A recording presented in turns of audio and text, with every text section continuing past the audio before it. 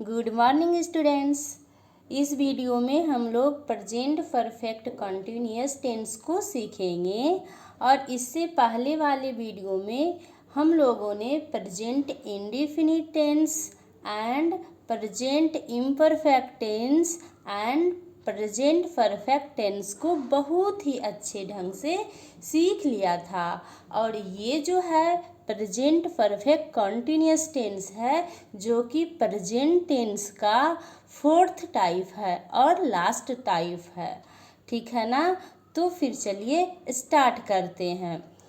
Video start करने से पहले आपसे मेरी एक रिक्वेस्ट है कि आप वीडियो को एंड तक देखिएगा और वीडियो अगर अच्छे लगे तो लाइक सब्सक्राइब एंड कमेंट कीजिएगा।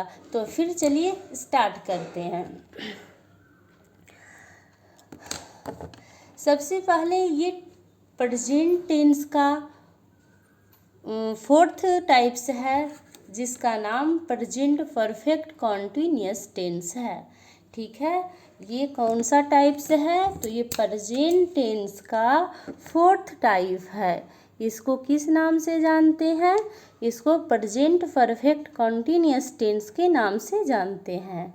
इसकी जब नाम हमें पता हो गया तो इसको पहचानने के लिए भी हमको जानना पड़ेगा कि इस टेंस को हम कैसे पहचानेंगे कि ये प्रेजेंट परफेक्ट कंटिन्यूअस टेंस है। तो इसकी कुछ पहचान होती है जिसे आप ध्यान में रखेंगे और सारे इसके वाक्य को, इसके सेंटेंस को बहुत ही इजी तरह से पहचान लेंगे। तो इसकी पहचान क्या है? इसकी सिम्टम क्या है? तो इसकी पहचान है जब किसी हिंदी वाक्य के अंत में रहा हूँ, रहा है, रही हूँ, रहे हैं, रहे हो इत्यादि लगा हुआ हो, अथवा ता रहा है, ते रहे हो इत्यादि जैसे वाक्य लगा हुआ है और जिससे यह पता चले कि काम पहले से होता आ रहा है। और क्या पता चलना चाहिए? कि जो काम है वो पहले से होता आ रहा है, जिसकी समाप्ति अभी तक नहीं हुई है। वो जो काम है जिसको किया जा रहा वो काम पहले से होता आ रहा है और अभी तक इसकी समाप्ति नहीं है। डैट मीन्स वो कंटिन्यूअस होते आ रहा है और अभी भी कंटिन्यूअस है, होते आ रहा है और हो भी रहा है। ठीक है ना। वैसे वाक्यों को प्रेजेंट परफेक्ट कंटिन्यूअस टेंस कहते हैं। फिर से इसकी पहचान आप देख लीजिए। जब किसी हिंदी वाक्य के अंत में रहा हूँ, क्या है? रहा हूँ, रहा है, रही हूँ, रहे हैं, रहे हो, अथवा ता रहा है, ते रहे हो, जिससे यह पता चले कि काम जो है पहले से हो रहा है और अभी भी समाप्त नहीं हुआ है, वैसे सारे वाक्य को हम प्रेजेंट परफेक्ट कंटिन्यूअस टेंस कहते हैं। ठीक है ना। तो इसकी पहचान हमें पता हो गया तो फिर हम कुछ एग्जाम्पल के थ्रू इसको समझेंगे कि ये पहचान जो है वो उस पर सटीक बैठ रहा है या नहीं। इसके थ्रू हम उस सेंटेंस को पहचान पा रहे हैं कि नहीं। तो फिर चलिए उसको देखते हैं। एग्जाम्पल क्या है? मैं इस स्कूल में 4 वर्षों से पढ़ रही हूँ। मैं इस स्कूल में 4 वर्षों से पढ़ रही हूँ।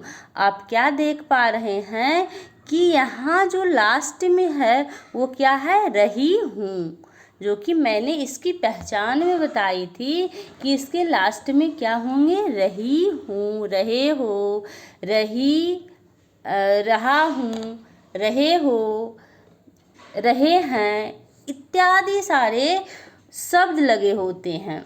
ठीक ना। तो यहाँ से तो हमें क्लियर पता चल गया कि ये जो सेंटेंस है ये किस टेंस के अंदर आएगा, तो ये प्रेजेंट परफेक्ट कंटिन्यूअस टेंस के अंदर आएगा। इसकी और भी पहचान क्या थी कि कोई काम है जो पहले से हो रहा है और अभी भी समाप्त नहीं हुआ है, तो इससे भी हम इसको पहचानेंगे। क्या है, मैं इस स्कूल में 4 वर्षों से पढ़ रही हूँ, मतलब ये 4 वर्ष पहले से पढ़ रही हूँ और अभी भी क्या है, वो पढ़ने का जो काम है उसका ख़त्म नहीं हुआ, वो भी अभी भी वह जो है उस स्कूल में पढ़ ही रहा है। तो यहाँ से हमें पता चलता है कि जो काम है वो अभी भी कंटिन्यूअस चल रहा है, इसलिए इसका नाम प्रेजेंट परफेक्ट कंटिन्यूअस टेंस रखा गया है। ओके, सेकेंड एग्जाम्पल है, वह पढ़ता रहा है। अब यहाँ दूसरी पहचान उसी में मैंने इंक्लूड कर दी है कि जिस हिंदी वाक्य के अंत में ता रहा है, ती रही हो, इस तरह से रहे, तो हम उसको क्या कहेंगे, प्रेजेंट परफेक्ट कंटिन्यूअस टेंस कहेंगे। आप यहाँ पर थोड़ा कंफ्यूज भी हो सकते हैं कि रहा रही तो प्रेजेंट इम्परफेक्ट टेंस में होता था, तो प्रेजेंट इम्परफेक्ट टेंस में इस तरह के सेंटेंस नहीं आएंगे। प्रेजेंट इम्परफेक्ट में इस सेंटेंस को अगर हम चेंज करें तो यह हो जाएगा, वह पढ़ रहा है, वह पढ़ रहा है। क्लियर? क्या होगा, अगर इस सेंटेंस को हम प्रेजेंट इम्परफेक्ट टेंस में चेंज करें तो क्या होगा, वह पढ़ रहा है, लेकिन यहाँ क्या है, वह पढ़ता रहा है, यानी वो पढ़ने का जो काम है वो पहले से कर रहा है और अभी भी कर रहा है। तो इस तरह से हम पहचान लेंगे कि ये जो सेंटेंस है प्रेजेंट परफेक्ट कंटिन्यूअस का सेंटेंस है। थर्ड इसका जो एग्जाम्पल है, तुम काम करते रहे हो। ये भी जो सेंटेंस है इससे पता चल रहा जो काम है वो पहले से स्टार्ट है और अभी भी स्टार्ट है, इसलिए ये भी इसी के अंदर आएगा। फोर्थ एग्जाम्पल है, वह सुबह से लिख रही है। वह कब से लिख रही है, वह सुबह से लिख रही है, तो सुबह से लिख रही है, रहा रही इसके लास्ट में आ रहा, तो इस तरह से भी हम इसको पकड़ सकते हैं कि ये प्रेजेंट परफेक्ट कंटिन्यूअस के अंदर आएगा। और नेक्स्ट एग्जाम्पल है, मैं 8 बजे से सो रहा हूँ, तो रहा हूँ इस तरह से है, तो ये भी उसी के अंदर आएगा। इस तरह से मुझे विश्वास है कि आपको समझ में आया होगा, आप समझे होंगे। तो फिर चलिए देखते हैं इसका स्ट्रक्चर की क्या है, डैट मीन्स इसका बनाने का जो रूल होता है वह क्या है। तो इसका जो स्ट्रक्चर है, जो रूल है, वो है सब्जेक्ट प्लस हैव बीन या has been plus V4 plus 4 या सिंस प्लस ऑब्जेक्ट। इसका स्ट्रक्चर क्या है, सब्जेक्ट प्लस हैज बीन या have been plus V4 plus 4 या सिंस प्लस ऑब्जेक्ट। तो अब यहाँ हमें समझना होगा पहले कि हैव बीन और हैज बीन किसके साथ यूज होगा, हैव बीन और हैज बीन किसके साथ यूज करना होगा। तो ये हैव जिसके साथ हम यूज कर रहे थे उसके साथ हम हैव बीन का यूज करेंगे, और जिसके साथ हैज का यूज कर रहे थे उसके साथ हम हैज बीन का यूज करेंगे। ओके, अब बात रही कि हैज बीन और हैव बीन तो क्लियर हो गया, लेकिन फॉर और सिंस ये कुछ नया सा प्रॉब्लम क्रिएट हो गया। तो फॉर और सिंस कहाँ यूज होगा, तो इसको थोड़ा समझ लीजिए। फॉर और सिंस कहाँ यूज होगा, जो फॉर का यूज किस में करना है, जिससे हमें कोई समय का निश्चित पता नहीं चलता है, उसमें हम फॉर का यूज करते हैं। और जब हमें समय का निश्चित पता चलता है तब हमें सिंस का यूज करना होता है। ओके, मैं इसको रिपीट कर दूं। फॉर हमें कहाँ यूज करना है? जब हमें किसी वाक्य में ऐसा पता चलता है कि उसमें टाइम कोई निश्चित नहीं है, तब हम फॉर का यूज करेंगे। अगर टाइम निश्चित नहीं है तब हम क्या चीज़ का यूज करेंगे? फॉर का। और टाइम जब निश्चित है तब सिंस का यूज करेंगे। ओके, तो टाइम निश्चित नहीं होगा, जैसे आवर, मिनट्स, डे, ईयर। और जब निश्चित होगा तो इस तरह से वो वर्ड आएगा मंडे, ट्यूसडे, यानी वीकडेज नेम आएगा आपके पास। ईयर्स का नंबर आएगा 2009, 2010, 2011, इस तरह से 5 o'clock, जितने भी क्लॉक होते हैं सारे क्लॉक आएंगे। मॉर्निंग, इवनिंग आएगा, मॉर्निंग, इवनिंग। चाइल्डहुड, जैसे कि मैं बचपन से इस घर में रह रही हूँ तो वहाँ आप चाइल्डहुड का यूज करेंगे। बचपन से तो चाइल्डहुड, और चाइल्डहुड के साथ क्या लगाना है? सिंस लगाना है। जैसे लास्ट ईयर, मैं लास्ट ईयर से यहाँ पढ़ रही हूँ तो यहाँ भी सिंस का यूज होगा। लास्ट वीक में भी सिंस का यूज होता है, लास्ट मंथ में भी सिंस का यूज होता है, और एस्टरडे में भी सिंस का यूज होता है। अब थोड़ा सा इसको हम और अच्छे से समझेंगे, इसके लिए हमें एग्जाम्पल को ट्रांसलेट करना पड़ेगा। तो चलिए फिर ट्रांसलेट करते हैं एग्जाम्पल को और अच्छी तरह से इसको समझते हैं। जिस तरह से हम लोग तीनों टेंस में पढ़े थे कि सारे टेंस के अंदर मुख्य रूप से 3 तरह के सेंटेंस देखने को मिलता है, वो अफर्मेटिव, निगेटिव, इंट्रोगेटिव और निगेटिव इंट्रोगेटिव। अफर्मेटिव में क्या होता है? साधारण सी वाक्य होता है, और निगेटिव में नोट का यूज होता है। इंट्रोगेटिव में क्या का यूज होता है, जिससे हमें क्वेश्चन किया जाता है, और निगेटिव इंट्रोगेटिव में क्या और नोट दोनों का यूज होता है। ठीक है,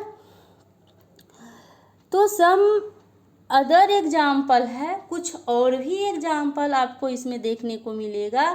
तो वो होता है WH family. WH family means होता है जितने वर्ड WH या H से स्टार्ट होता है तो उसे WH फैमिली कहा जाता है। जैसे यहाँ मैंने WH फैमिली वर्ड को लिख दिया, वाट, व्हेन, वाई, वेयर, हाउ, ये सारे जो वर्ड हैं ये WH फैमिली कहलाते हैं।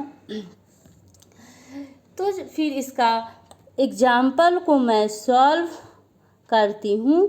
मैं इस स्कूल में 4 वर्षों से पढ़ रही हूँ। मैं इस स्कूल में 4 वर्षों से पढ़ रही हूँ। तो इसको हम कैसे ट्रांसलेट करेंगे? तो आई हैव बीन, आई के साथ क्या लगता है? हैव। जब आई के साथ हैव लगता है तो उसके साथ हमें बीन जोड़ देना है। आई हैव बीन और वर्ब का 4 फॉर्म तो रीडिंग हो जाएगा। I have been reading in this school for, ये 4 का यहाँ यूज हुआ है क्योंकि 4 वर्ष जो है ये निश्चित टाइम हमें नहीं बता रहा है कि 4 वर्ष कब से कब तक। मान लिया जाए कि ये जो है मैं इस स्कूल में 4 वर्षों से कब से कब तक पढ़ रहा है, जो हमें ये निश्चित टाइम नहीं बता रहा। 2006 से, 2008 से, 2009 से, ये कुछ पता ही नहीं है। सिर्फ और सिर्फ यहाँ लिखा गया है 4 वर्षों से, तो यहाँ निश्चित टाइम नहीं है, इसलिए 4 का यूज होगा। तो क्या सेंटेंस बना? I have been reading in this school for 4 years। मैं इस स्कूल में 4 वर्षों से पढ़ रही हूँ। और ये कौन सा सेंटेंस के अंदर आएगा, तो ये अफर्मेटिव सेंटेंस के अंदर आएगा, क्योंकि इसमें नहीं तो नोट का यूज है और नहीं तो क्या का यूज है, इसलिए ये साधारण सी वाक्य है और साधारण सी वाक्य को अफर्मेटिव सेंटेंस के अंदर रखा जाता है। अब इसी एग्जाम्पल को मैंने निगेटिव में ट्रांसलेट की हूँ, तो देखिए क्या होगा। मैं इस स्कूल में 4 वर्षों से नहीं पढ़ रही हूँ। क्या होगा, मैं इस स्कूल में 4 वर्षों से नहीं पढ़ रही हूँ। सबसे पहले आप ये समझ लीजिए कि ये जो सेंटेंस है कौन सा सेंटेंस है, तो निगेटिव सेंटेंस है, क्योंकि नोट का यूज हुआ है, नहीं का यूज हुआ है। तो फिर इसको ट्रांसलेट आप कीजिए, आई हैव नोट। आपको यहाँ ध्यान देना है कि आई हैव बीन है और नोट का यूज हो रहा है, तो आई हैव नोट बीन होगा। I have not been reading in this school for 4 years. I have not been reading in this school for 4 years. अब इसी को हम, इस सेंटेंस को हम इंट्रोगेटिव में चेंज करेंगे तो क्या हो जाएगा, क्या मैं इस स्कूल में 4 वर्षों से पढ़ रही हूँ। इंट्रोगेटिव मीन्स होता है क्वेश्चन पूछना, तो क्या मैं इस स्कूल में 4 वर्षों से पढ़ रही हूँ, क्या यहाँ पहले यूज होता है। अगर क्या आप कहीं बीच में यूज करेंगे तब यही सेंटेंस WH फैमिली का सेंटेंस बन जाएगा, इसलिए हमें यहाँ इंट्रोगेटिव सेंटेंस बनाना था, तो क्या को पहले यूज करना है। क्या मैं इस स्कूल में 4 वर्षों से पढ़ रही हूँ, ये लास्ट में क्वेश्चन मार्क्स दीजिएगा। इसका ट्रांसलेट करने के लिए हैव को पहले लिखा जाता है। Have I been reading in this school for 4 years. Have I been reading in this school for 4 years. Next example है, इसको हम ट्रांसलेट करेंगे निगेटिव इंट्रोगेटिव में, तो क्या और नहीं दोनों को यूज करना होगा। तो इसका ट्रांसलेशन कैसे होगा, जो देखिए क्या है सेंटेंस, क्या मैं इस स्कूल में 4 वर्षों से नहीं पढ़ रही हूँ। क्या मैं इस स्कूल में 4 वर्षों से नहीं पढ़ रही हूँ, तो इसको ट्रांसलेट करेंगे have I not been reading in this school for 4 years. Have I not been reading in this school for 4 years. ये इंट्रोगेटिव निगेटिव सेंटेंस है। आई थिंक आपको समझ में आ रहा होगा।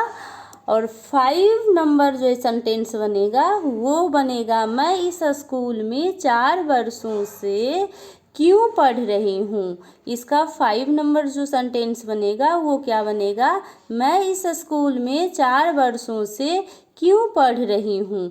अब यहाँ देखिए, आपको यहाँ थोड़ा सा केयर करना पड़ेगा। क्यों जो वर्ड आया है वो बीच में आया है, तो WH फैमिली इसी को कहा जाता है। तो सबसे पहले हम ये क्यों का वर्ड लिखेंगे, तो क्यों को इंग्लिश में वाई वर्ड आता है, तो why have I been reading in this school for 4 years.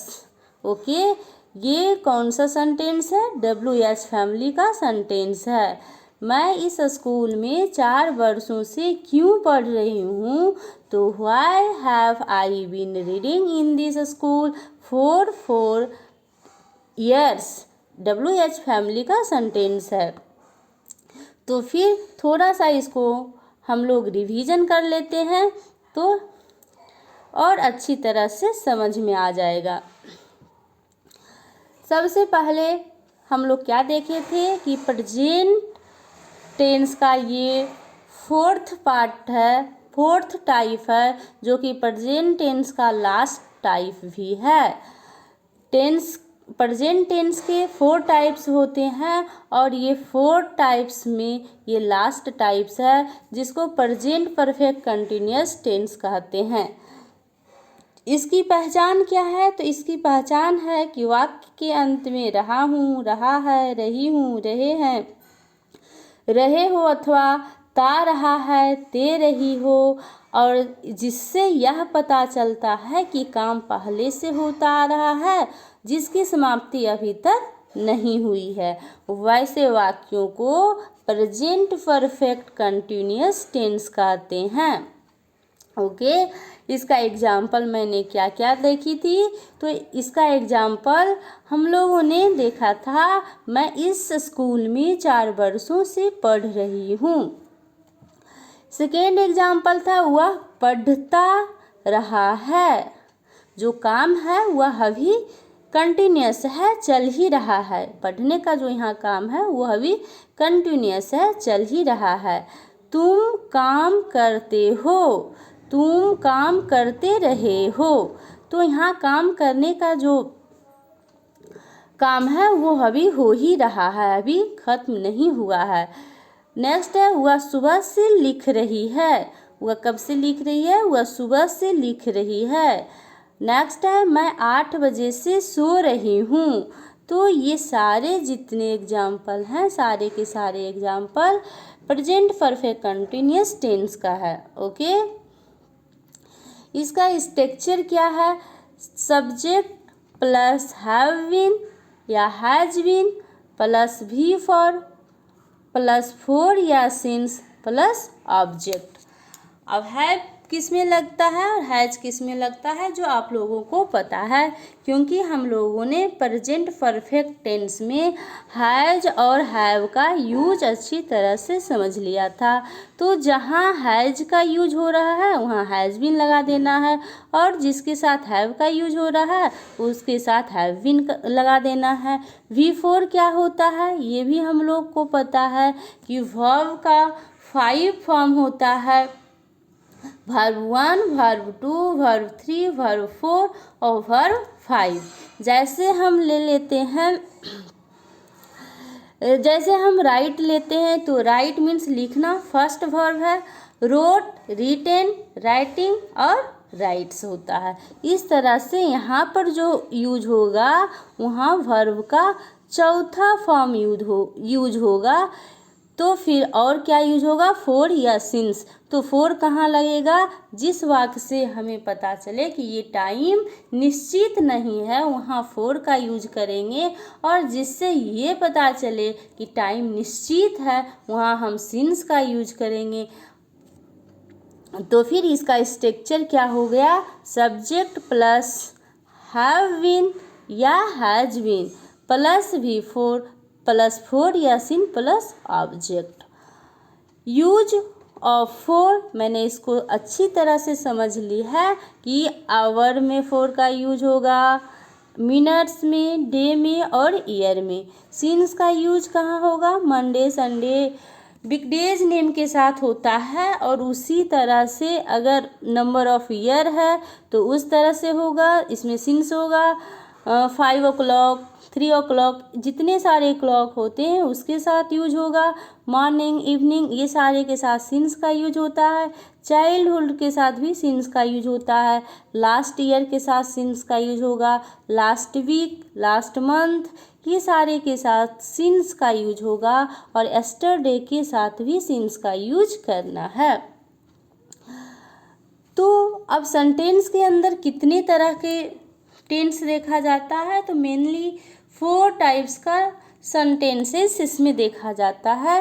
वो कौन कौन सा है? अफर्मेटिव, निगेटिव, इंट्रोगेटिव, और last one is negative interrogative. Affirmative क्या होता है? जो साधारण सी वाक्य होता है जिसमें नोट और क्यों क्या का यूज नहीं होता है उसे अफर्मेटिव सेंटेंस कहते हैं। जिसमें हम नोट का यूज करते हैं उसे निगेटिव सेंटेंस कहते हैं। जिसमें हम क्वेश्चन क्या का यूज करते हैं, डैट मीन्स क्वेश्चन पूछने का यूज करते हैं, तो इंट्रोगेटिव उसे कहते हैं। और निगेटिव इंट्रोगेटिव जिसमें क्या और नहीं दोनों का यूज होता है उसे निगेटिव इंट्रोगेटिव सेंटेंस कहते हैं। सम अदर एग्जाम्पल जो है WH फैमिली, जो WH फैमिली के अंदर व्हाट, व्हेन, व्हाई, वेयर और हाउ आता है। WH फैमिली मीन्स होता है कि वे सारे वर्ड जो WH या H से स्टार्ट होता है उसे हम WH फैमिली कहते हैं। ओके, नेक्स्ट हम लोग देखेंगे, अब इसको हम सॉल्व करके देखते हैं। मैं इस स्कूल में 4 वर्षों से पढ़ रही हूँ, ये अफर्मेटिव सेंटेंस है क्योंकि नोट और क्या का यूज नहीं है। इसको अगर हम ट्रांसलेट करते हैं तो क्या होता है, I have been reading in this school for 4 years। Okay, इसी को हम जब ट्रांसलेट करेंगे नेगेटिव सेंटेंस के अंदर तो क्या हो जाएगा, मैं इस स्कूल में 4 वर्षों से नहीं पढ़ रही हूँ। इसको किस तरह से हम ट्रांसलेट करेंगे, I have not been reading in this school for 4 years। Okay, next question है, क्या मैं इस स्कूल में 4 वर्षों से पढ़ रही हूँ। ये कौन सा सेंटेंस है, ये इंटरोगेटिव सेंटेंस है। तो इंटरोगेटिव सेंटेंस में सबसे पहले हैव को लिखा जाता है। अब हैव हमें पता कैसे चलेगा कि हैव लिखाएगा या हैज लिखाएगा, तो यहाँ जो सब्जेक्ट होता है, सब्जेक्ट में हैव या हैज क्या लग रहा वो सब्जेक्ट पर डिपेंड करेगा। जैसे यहाँ आई के साथ हैव लगता है तो हैव हम पहले लिखेंगे, have I been reading in this school for 4 years।